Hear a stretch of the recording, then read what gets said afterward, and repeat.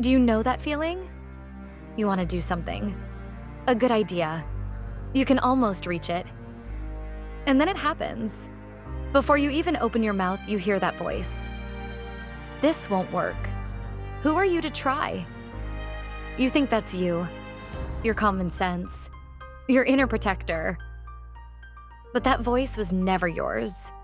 It was given to you by a teacher in 4th grade who called your drawing unrealistic, by a parent who knew better when you said what you felt, by a friend who laughed once when you showed too much of yourself. And the most disturbing part?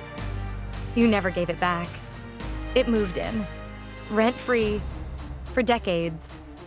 Today I'll show you who you really would be, without that invisible cart of borrowed judgments you've been dragging for years.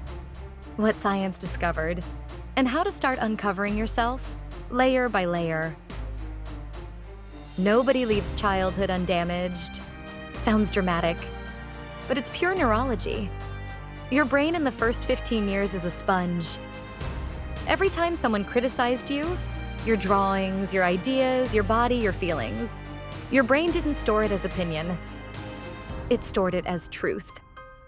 Because a child cannot distinguish between this person is wrong and this person is telling me who I am. A University of Amsterdam study showed negative social feedback in childhood activates the same neural pain pathway as physical pain. Your brain processes rejection like an injury. And what does a smart system do when injured? It learns to avoid the situation that caused the pain. You stop showing yourself. You develop a second, adapted identity that never hurts that much again. Most people call this growing up. In reality, it's a retreat. That inner voice that says, "You're not good enough." Say it out loud. Whose voice is that actually? Does it sound like your father, your mother, a specific teacher, an ex? Most people do this test and freeze because they realize, that's not me, that's someone else. Psychiatrist Daniel Stern called this the internalized other, an internalized version of an external person you absorbed into your self-image.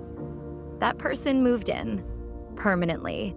That's why the voice feels like you, because it wears your face, because it speaks in your rhythm, but underneath, it's someone else.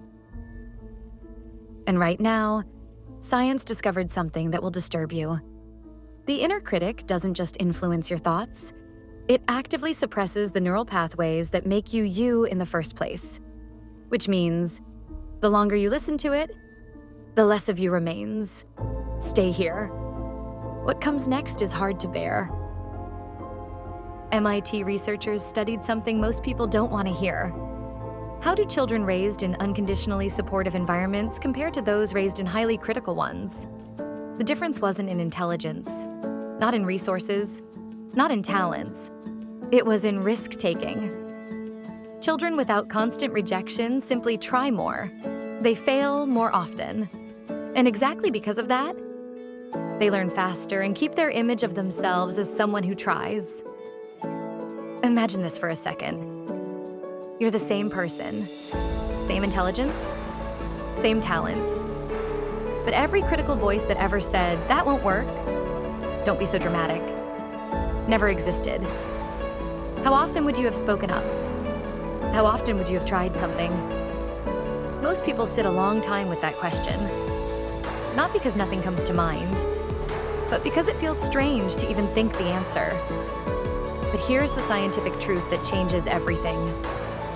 The human brain is not fixed. Not at 25, not at 40, not at 60. Neuroplasticity, the brain's ability to physically reorganize, continues throughout your entire life. The voice installed in you without your permission can be uninstalled. Not overnight, but systematically, neuron by neuron. So how do you do it? How do you flip decades of conditioning? Not with willpower. Willpower fights symptoms. What you need is new data for your brain. 3 steps, tonight. Step 1, ask one question. Next time that voice fires, pause. Don't argue, just ask. Whose voice is this? That pause, that small distance, is the first crack in the wall. Step 2, give it a name. Psychologists call this name to tame. When you say, "That's my critic," something measurable happens. Activity in the amygdala drops. The prefrontal cortex, the rational, choosing part of you, takes back control. You reclassify it. From "this is me" to "this is something happening inside me." Not the same thing. Step 3, act against it. Once. Do one thing it told you not to. Send the message, raise your hand. Start the project. Say what you really mean, not because you feel confident. You won't. Because confidence isn't the prerequisite. Action is. Neuroscientists call this extinction learning. You don't rewrite yourself. You gather counter-evidence until it's louder than the old judgments. It's like a courtroom. The voice spent years collecting evidence against you. Now you start collecting evidence for you, one each day. And eventually, the verdict flips. You are not the result of criticism. You are the one who survived it. The loudest voice in your head isn't necessarily the most important. Sometimes it's simply the oldest.